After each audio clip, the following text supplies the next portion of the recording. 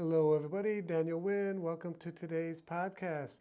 Today, I want to talk about a subject that I know a lot about from experience, and I think it's very important. This is how to invest in real estate with little or no money. Many people think that you're going to need to have a lot of money to invest in real estate, and it helps for sure. But I want to go over what you would do or what I would do if I didn't have any money and share that with you, and hopefully, you'll get some tips out of this. So the first thing I want to talk about is that you have to have a creative mind and you have to start thinking about creative financing. What is creative financing? Let's go over a couple of the subjects. Seller financing, lease options, partnerships. That is creative financing. In the beginning, if you could find somebody that was in distress, had a mortgage, they couldn't pay it, and they let you take over the mortgage without any money, that would be a form of creative financing. Now, maybe that you won't be able to find that, so you have to think about partnerships. And we're going to talk about how do you get deals funded in this podcast when you don't have any money. So let me give you an example. When people are behind on their property taxes or mortgages or probate, they are in a hope. You want to find and identify those deals that have a lot of equity, right? You don't want to find somebody that has an FHA mortgage in foreclosure that took out the mortgage 3 years ago. They don't have any equity. So you want to find people that have had a property for many years, have built up a lot of equity, and those are the people that you want to contact. Once you begin contacting those people, you're on your way. The next step is finding capital-rich partners, people that have a lot of money but not a lot of time to go out doing this. When I restarted after crashing after 2008, this is exactly what I did. I started building an email list of wealthy people. I went through all the people I know. If you got a list of wealthy people, start with them, call them right away, email them, and most of them won't do anything with you, so just get them out of your mind. That's what I had to do. I had all these people that I thought were going to be my future partners. None of them were ever my partner, and at least I cleared them off of my sheet and my brain, right? Because I didn't have to think about them anymore. So you start building new lists of new potential partners, and you start marketing to them. So what do you bring to the table, right? If you don't have money and you have one or two people that have money, you have to use your hustle, grit, and know-how to go out there and find these deals that we're talking about, these properties that are in distress. Once you're able to find those deals, and this is so important, you have to find deals that have real equity in them, and don't start with rehab projects.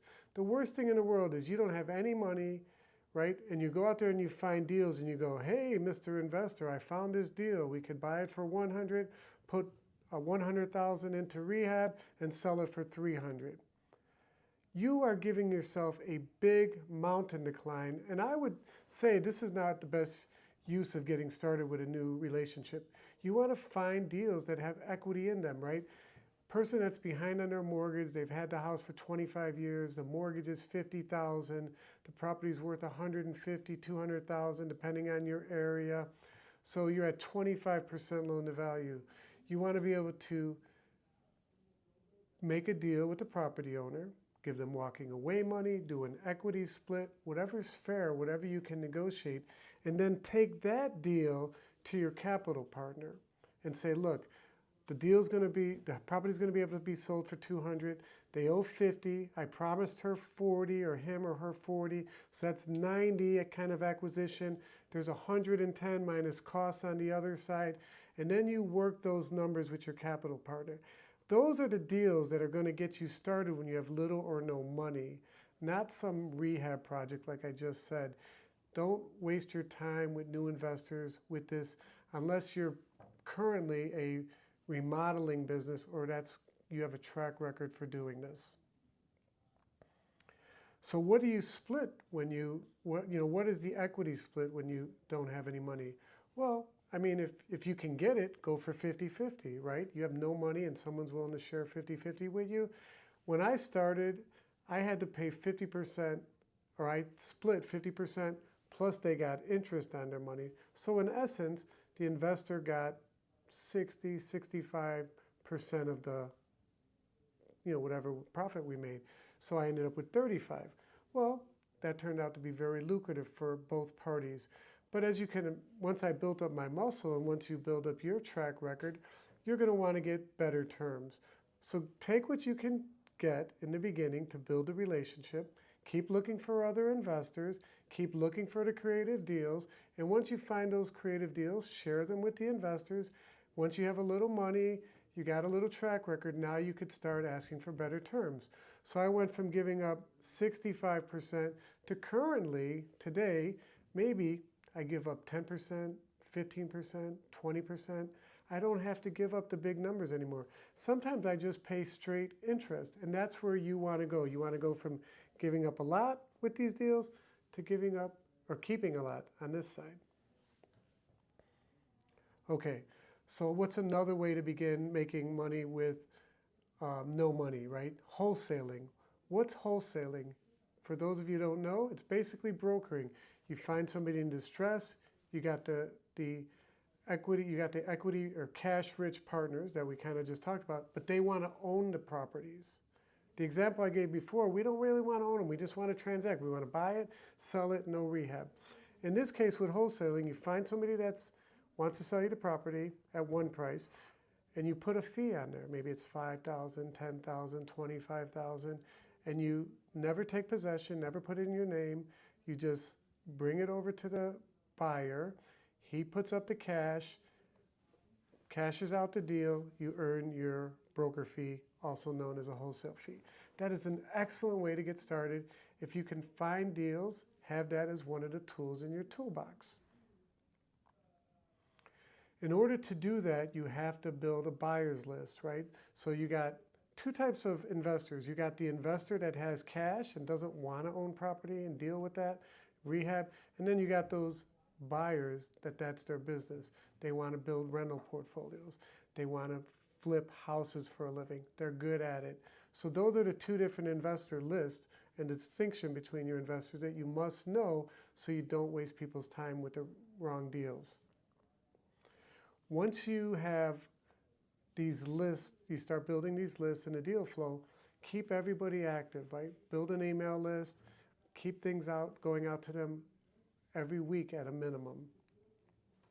So last but not least, building credibility without capital. In the beginning, all you have is your, like Scarface, your balls and your word. You don't break them for nobody, right? In the beginning, you only have your reputation that you're building. So keep your word. When you're meeting these investors, keep your word. If you tell them you're going to do this, do it. If you don't keep your word with an investor, you're going to lose that investor. So you have to be honest. You have to build the relationship. These relationships turn into friendships. People like doing business with people they know, like, and trust. So in the beginning, you have to build your credibility by keeping your word and being consistent, sending out your data, your lists, sending out to your list your deals that you want them to potentially consider. Sometimes it will take you a long time to get that investor on that email list before they fund a deal. I have examples where they were on my email list for 1 or 2 years before they finally funded a deal. But guess what? They eventually funded a deal. And because they felt like they knew me because I was communicating with them over that time period. So these are the 4 steps that I would take if I had no money and had to start over again today. It worked for me in the past, it would work for me in the future, and it could work for you if you want to put these steps to work. If you have any deal flow in Chicago, send it my way. I could potentially become one of your capital providers or lenders. So if you like this video, share it, like it. See you in the next video.